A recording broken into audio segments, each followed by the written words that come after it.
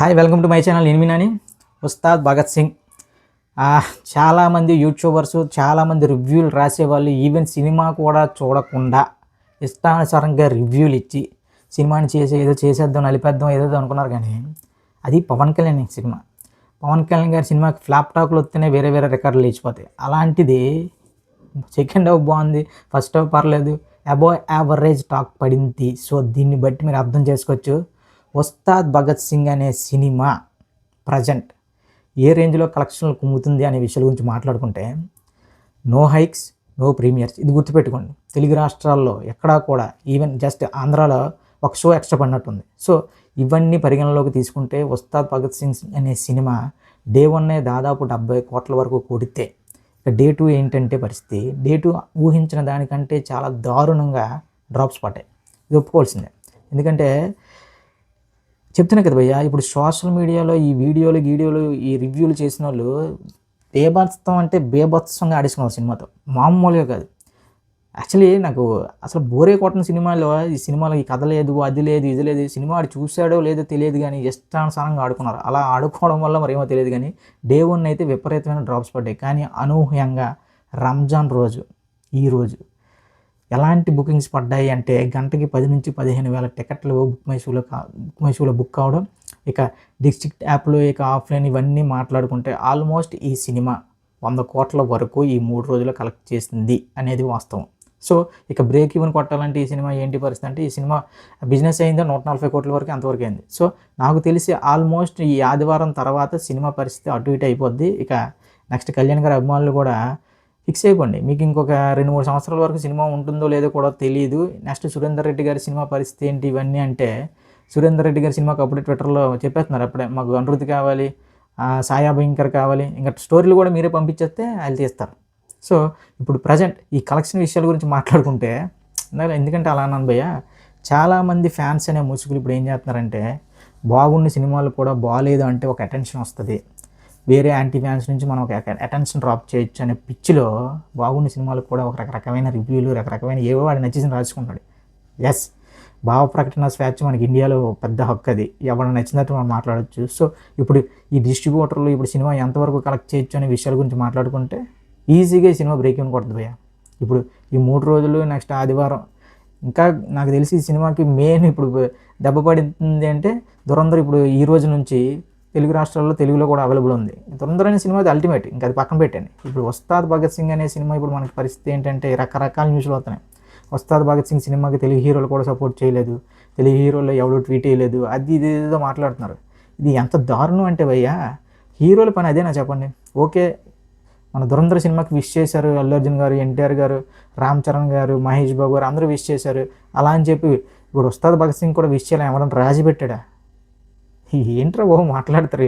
అసలు మరీ క్లియర్గా చెప్పాలంటే ఈ కుటుంబాల మధ్య ఈ ఫ్యాన్ వార్ల వల్లే గొడవలు పెట్టి వాళ్ళు బాగానే ఉంటారు, వీళ్ళు మాత్రం ఎందుకు గొడవలు చింపేసుకుంటారు నాకు అర్థం కాదు. సో ఈ ఫ్యాన్ వార్స్ లేకుండా మాత్రం తెలుగు ఇండస్ట్రీని మనం ఊహించుకోలేము.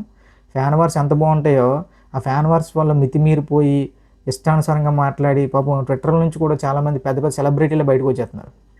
సో ఇప్పుడు ప్రజెంట్ ఉస్తాద్ భగత్ సింగ్ అనే సినిమా ఎక్కడికి వెళ్ళి అవుతుంది, ఎలా కలెక్ట్ చేస్తుంది అనేది ఈ సోమవారంతో మొత్తం ఒక క్లారిటీ వచ్చింది భయ్య.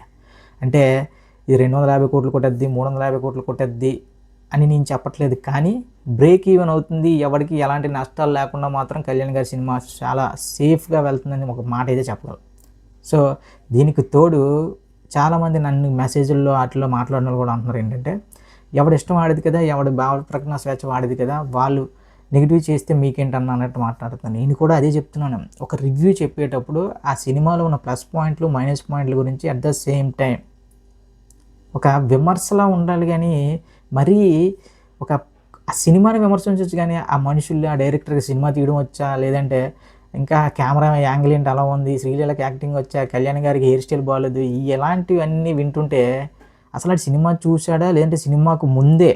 ఇంకో విషయం చెప్పాలి, సినిమా రిలీజ్ కూడా అవ్వలేని వాళ్ళు, అంటే నాకు తెలిసి సోషల్ మీడియాలో కొన్ని వీడియోస్, కొన్ని మెసేజెస్, కొన్ని రివ్యూస్ వచ్చాయి. అసలు ఎక్కడా కూడా ప్రీమియర్స్ అనేవి వేయలేదు.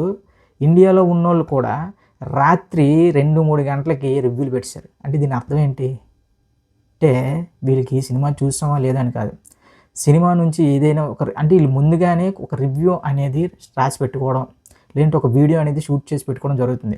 సినిమా బాగుంటే ఈ వీడియో రిలీజ్ చేయాలి, సినిమా బాగోకపోతే ఈ వీడియో రిలీజ్ చేయాలి. సేమ్ కెమెరామెన్ గంగతో రాంబాబులో ఈ బ్రహ్మానందం గారిది ఒక ఎపిసోడ్ ఉంటుంది. ఆయన ఇదే చెప్తారు, జవహర్ నాయుడు పుట్టినరోజు వేడుకలకి ఎలా ఉంటుంది, లేదా ఆ లోపు చనిపోతే ఇలా ఉంటుంది అని చెప్పి ఒక వీడియో ఉంటుంది. సేమ్ జనాల్లో ఈ యాదవులు కూడా అలానే తయారయ్యారు. ఏంట్రా బాబు, మనకి ఒక సినిమా నచ్చింది నచ్చలేదు, ఇంకా క్లియర్గా చెప్పాలంటే ఆంధ్రాలో అయితే 8 గంటలకల్లా 8 వరకు సినిమా రన్ అయింది. ఒకడైతే 7:30కే సినిమా మొత్తం ఎలాగే పెట్టేసాడు నాకు అర్థం కాల. 8 గంటలు అయింది భయ్య, నువ్వు థియేటర్ ఉన్నావు, థియేటర్ నుండి ఇంటికి వచ్చి లేదంటే పోనీ థియేటర్ బయట ఒక వీడియో చేస్తావు అనుకో, ఎడిట్ చేసి అప్లోడ్ చేయడానికైనా కనీసం 8:30 టైం పడుతుంది కదా.